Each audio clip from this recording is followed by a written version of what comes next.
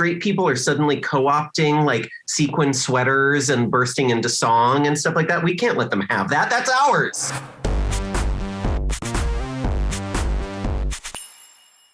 Hello all, I'm Travis Cronin, Entertainment Director at Us Weekly, and you're watching Drag Us Weekly, the show where we talk to your favorite drag queens and draw all of their secrets, truth, joys, wishes, and wants out of them. Today I am joined by two gorgeous ladies today. Makeup is looking amazing. We have DeLa and Jinkx Monsoon. Welcome, ladies. Hi. Hello. Thanks for having us. Oh my God, of course. First of all, your makeups both have never looked better. Gorgeous, Ina. Fantastic. Thank you so much. Just a little Vaseline on the laptop lens. Oh, nice. The good virtual trick you can do, but just scrubbing it on there. Great. I knew you guys look different. Coffee filters. Well, I want to start with, how did this songwriting process go? How did the two of you get together and figure out what you were going to write, what songs you wanted to? How did it really start for you guys? Oh, in general, from the days of yore when we first started doing this? Well, Jinkx and I have worked together for so many years before we started doing our Christmas tour. We'd worked together in many capacities, but never just as one-on-one collaborators. So I think by the time we were ready to roll, we just, we have such a vibe. We really understand each other pretty inside and out. It's a vibe. It's a vibe as far as tone goes. But we also have a brilliant composer that we work with named Major Scales. Yeah, Major has been my long time music partner. And when DeLa and I get together to work on the holiday show, we kind of generate what ideas would make good original songs, what ideas could become a good parody song. We try to, DeLa likes to pull from what's hot right now. I like to pull from like what was an iconic song that the moment you hear that first like 4 bars, you're like, oh my God, she's going to do this song. And it all comes together, to make for a happy holiday show. I love how DeLa's in, 2020 and you're maybe in 1920 with that sort of. That's typically the case. Well, every once in a while, Jinkx like discovers a pop song from like 6 years ago and is like, have you ever heard this thing? And I was like, yeah, it was like in Walgreens on a rotation every few minutes. So yes, but. And what did you two want to get into this show that wasn't in the televised special?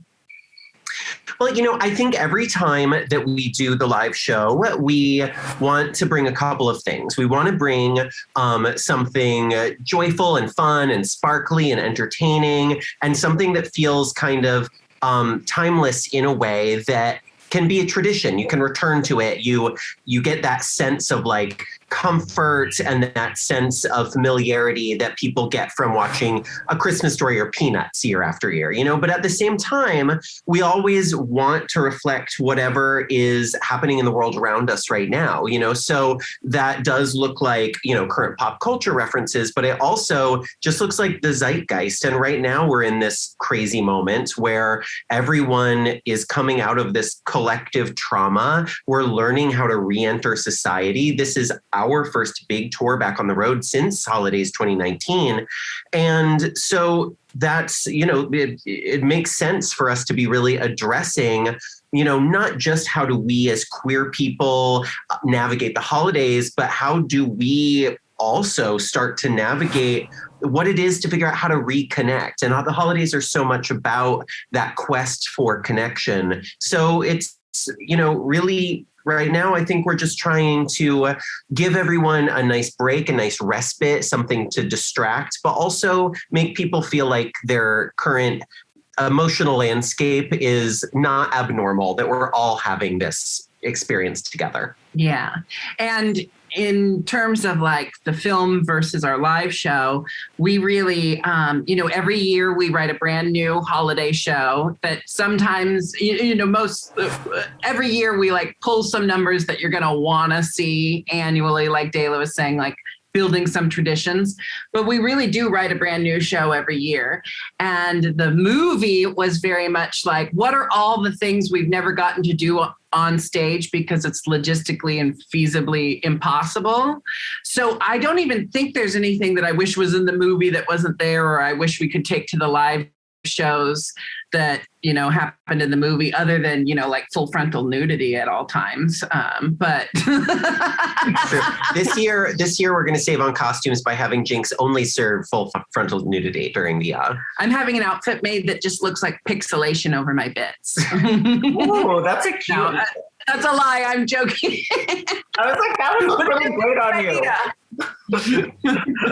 Well, I love how you're talking about the collective conscious, because I feel like it falls to people who've dealt with anxiety and depression before all of this to be like, hey, you don't worry, sister. I have been through this. Now that you're here, let me take you, you know, outside with a red lip and a smiling face. Exactly. We've developed the tools over the years, and now we get to give the gift of our knowledge that we've accrued over a lifetime. Yeah, and it's like, we don't have to do anything special to make it happen. We just always do a show where neurotic people feel seen. That is absolutely true. And tell me about the costumes for, you know, this show, what you changed up, what sort of teasers you can give us, and what you're excited about the costumes, dresses, gowns, eleganza that we will be seeing. Well, you know, it can be a challenge every year to figure out how to reinvent holiday looks in a fresh and exciting way. But I do think that every year that we do this, the only way to solve that problem is to continually up the ante, right? So I think that we found some really, really exciting, surprising looks. And I specifically have to say that I am truly, I'm excited about a moment I do not want to give away, but we are having, I think, a piece of true stage magic created by a costumer who's a burlesque performer in New York, Mr. Gorgeous, who has done some incredible work for us in the past, but it's a combination of fashion and technology that I think is going to be a very magical moment on stage. Yeah, every year when we write the new show, you know, the show tells us what what costumes it needs. So we start with some like, well, we know we're going to need some red and some green and some gold, you know, maybe some silver. Although every once in a while I do walk in and I say, we're having these Mackie things knocked off in red and green this year. So no matter what, we're going to jam those into the show.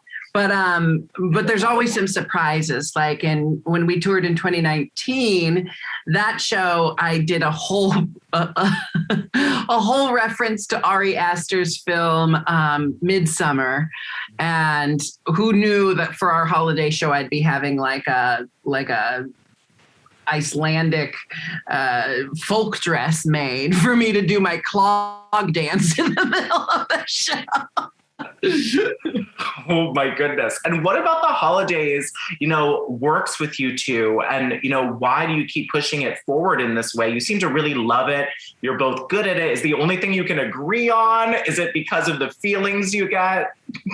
It's funny because we actually had very contrasting childhood experiences around the holidays. And then as adults share a lot of the same feelings and thoughts about the holiday season. And it's funny that like queer adults can kind of end up at the same place, even if they had very different childhoods.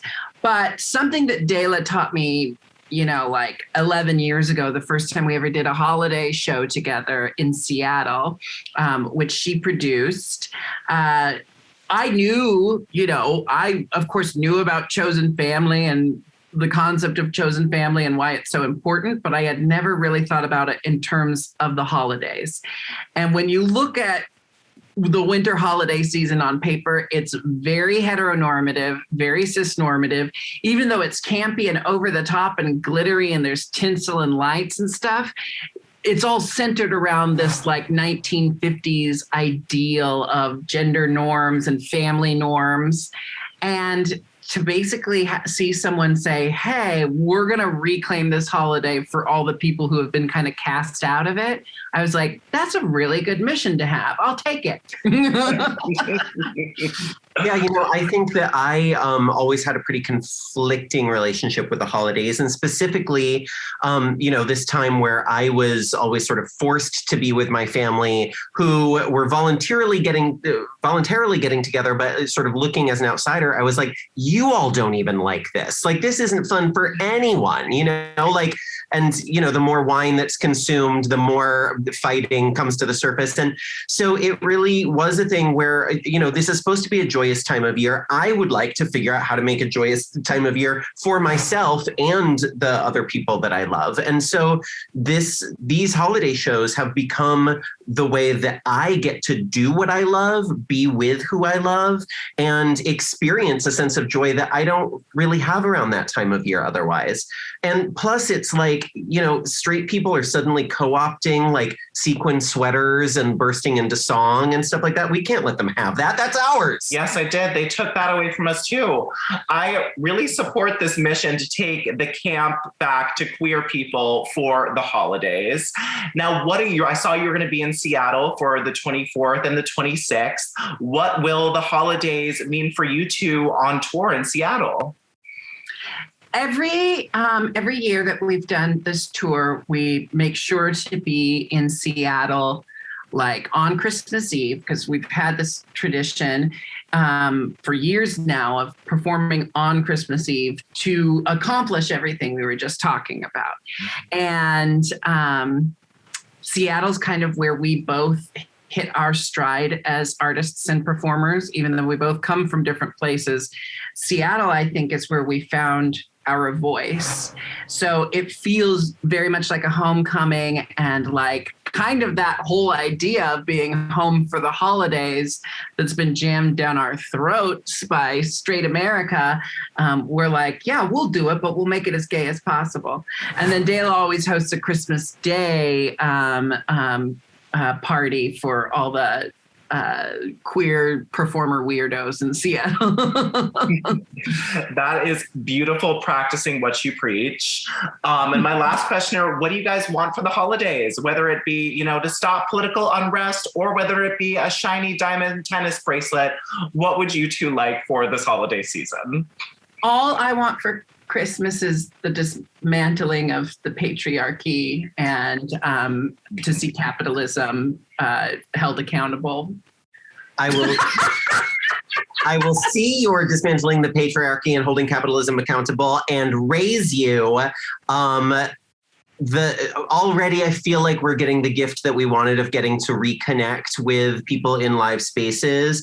And I think the next thing that we want is just to actually put an end to this thing that I think some people seem to think is already over, but we really all have to collectively understand that it's our job to continue to work to make this thing over, so that we can actually experience this in a more open and joyful way, without the hammer hanging overhead. What's the sword hanging overhead? Sword of Damocles. The Damocles sword hanging over the head. Yeah, that's one. Yeah, the people who think it's over, and more importantly, the people who think it never happened. Those people too. And are you guys so excited? Are you thirsty to get back in front of a live audience? It feels like you guys are ready. Yeah. Oh my God. You can't even, we need to figure out how to get like 2 years of affirmation crammed in as quickly as possible, which is why we're jamming in so many cities to this tour. But there is, we have all made do and done the best we could with like performing for our laptops and stuff. But man, there is no amount of clapping emojis that will fill a drag queen's empty thirst for attention. Drag queens are like vampires, and without audiences, we shrivel up and die and look our real age. My goodness. Well, DeLa, I will miss spring lights. Speaking of looking at Speaking of that, Jinkx and DeLa, thank you so much for sharing all of your good joy and spirits with me, and let the people know out there, you guys are going all over the world, all over the country. Let people know where they can get tickets, where they can support you, buy your merch, all of it. Oh, we make it so easy. It's all at jinxanddela.com. That's JINKXANDDELA.com. And of course, follow us both individually on Instagram, but you can also follow the Jinkx and DeLa holiday special on Instagram. And we have a Jinkx and DeLa TikTok now, just for this season. Because we're very young and hip. And you'll be able to see all our wacky antics backstage while we're on tour. Wacky antics. If you're serving wacky, for sure. Thank you, ladies, so much for speaking with us today. I wish you so much success and affirmations on the tour, and I can't wait to see you when you come to New York.